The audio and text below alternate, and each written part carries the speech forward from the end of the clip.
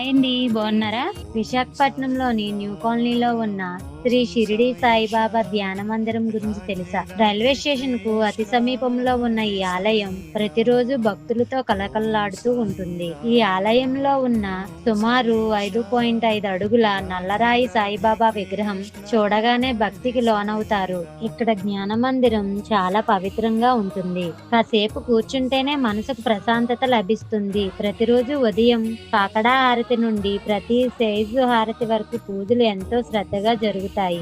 ముఖ్యంగా గురువారం రోజు భక్తుల రద్దీ అత్యధికంగా ఉంటుంది. సాయంత్రం జరిగే పల్లకీ సేవ చాలా ప్రత్యేకం.